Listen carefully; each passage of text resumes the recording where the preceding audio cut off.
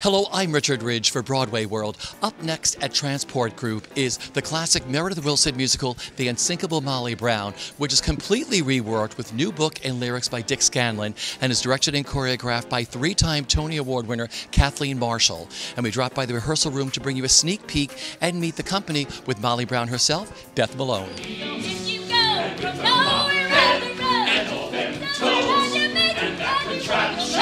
She calls her nose. She's a queen on the mighty march her mighty side. Going forth there to hold your away on high. Yes, it's my world. It's Colorado, so I'm familiar with this world. I'm a Colorado native. And I've been to Leadville more times than I can count. So yeah, it's a great place to start. And the people, this world in this rehearsal room right now is just so delectable. You just kind of live for things like this.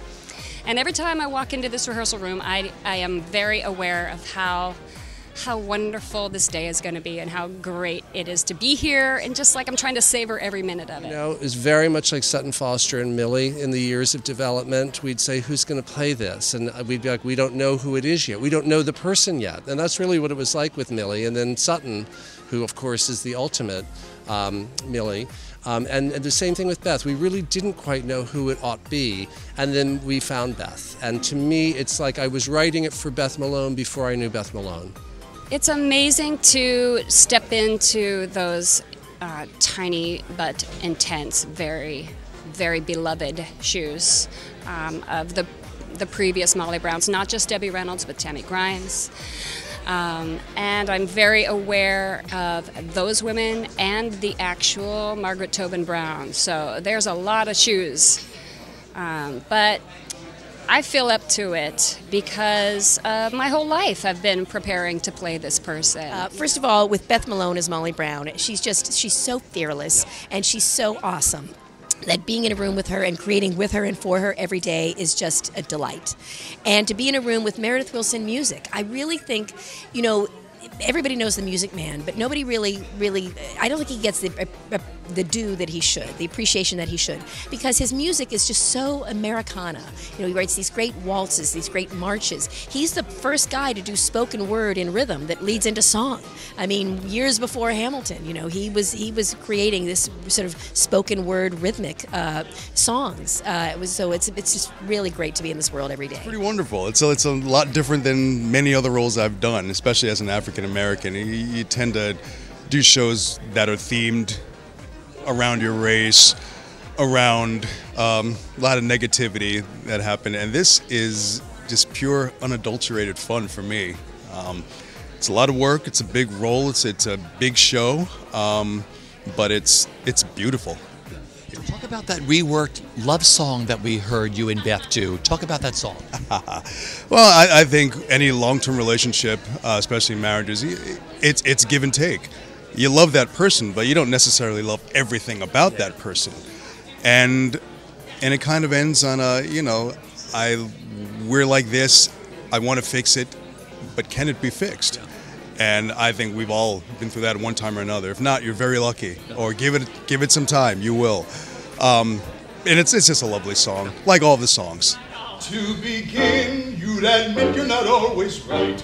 But I am. I'd like to change everything about you, so when we disagree it would not have to be a big fight. I temper your fiery Irish temperament, lower the flame till I hear, yes dear, I'd like to change everything about you without changing your love for me. Molly Brown, like many women, had a 2020 sensibility. You know, a lot of things we think we discover, we simply rename. So say Me Too, which is such an important movement, but an understanding of the disparity in power between men and women and the way men exploit that and the way women, you know, changed themselves to fit within that paradigm existed long before 2018.